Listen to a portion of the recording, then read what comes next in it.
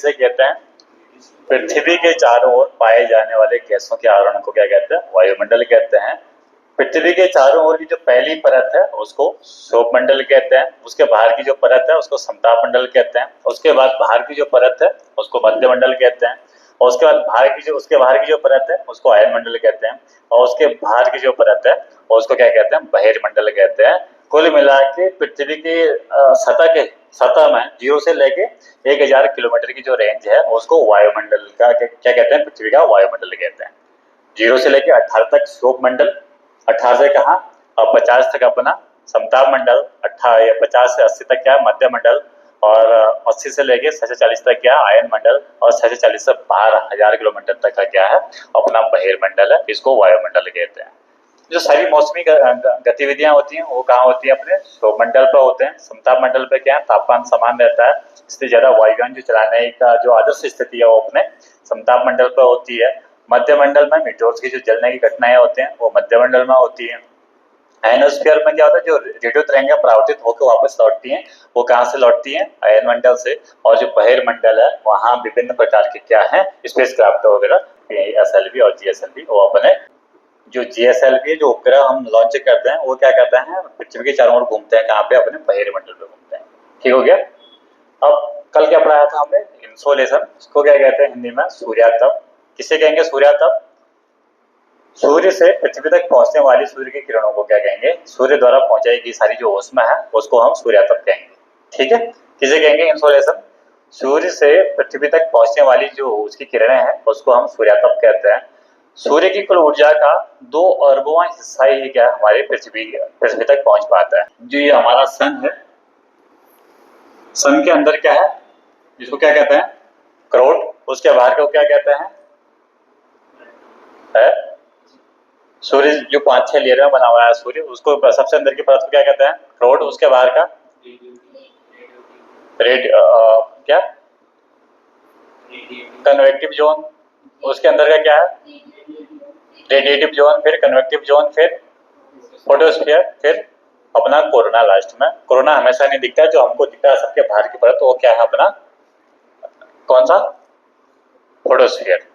जो मैं बता रहा हूँ 6000 डिग्री सेल्सियस जो टेम्परेचर होता है अपना किसका रहता है? अपना फोटोस्फीयर का रहता है। जबकि अंदर का सूर्य का जो क्रोट है उसका टेम्परेचर कितना रहता है?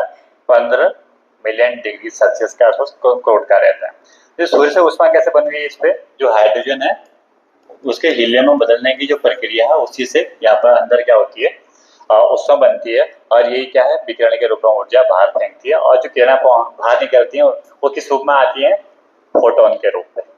फोटोन के रूप में। अब जब यही ऊर्जा फोटोन के रूप में बाहर आती है, पृथ्वी तक पहुंचती है, उसकी कुल ऊर्जा का कितना? 2 अरबवां हिस्सा ही 0.0005 के आसपास ही पृथ्वी के सतह तक पहुंच पाती है।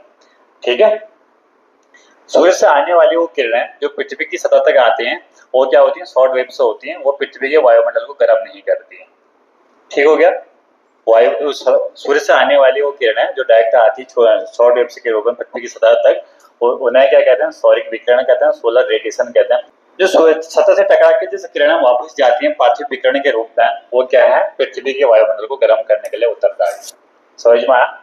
जो 14% ऊपर से आया और जो 34% ये वापस जाके जो पार्थिव किरण है ये 39% ही क्या है? पृथ्वी के वायुमंडल को गर्म करने के लिए उत्तरदायी है। ठीक है। ये अपना था सूर्यातप। और आज का जो टॉपिक है वो काफी अच्छा है। क्या आज का टॉपिक क्या होना चाहिए इसके बाद? तो आप बात करेंगे कि सबसे पहले एयर प्रेशर। एयर प्रेशर और क्या है? जो अपना पवन है। एयर प्रेशर का मतलब जानते हो? वायु दाब। वायु द्वारा डाले गए दाब को क्या कहते हैं? वायु दाब कहते हैं। और पवन क्या है? किसे कहेंगे?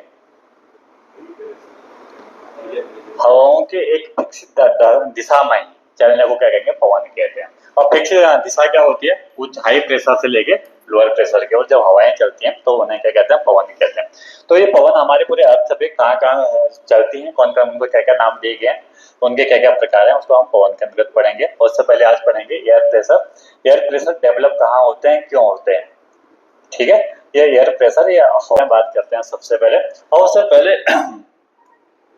उससे पहले बात करेंगे जो सूर्य से आने वाली जो किरणें हैं, जो ऊर्जा है, सूर्य से आने वाली जो किरणें हैं, जो ऊर्जा है, वो हमारे वायुमंडल को गर्म कैसे कर रही है। जब वायुमंडल गर्म होगा, वहां क्या होगा, लो प्रेशर होगा, हाई प्रेशर से लो प्रेशर की ओर क्या होगा, हवाएं बहेंगी, उसको पवन कहते हैं। तो बात करते हैं जो वायु दाब है और जो कल सूर्य तप पता था गर्मी, एक दूसरे से कोरिलेट है, एक दूसरे से संबंधित है। यहाँ पर कल सूर्य तप बताया था क्या है, गर्मी पड़ रही है।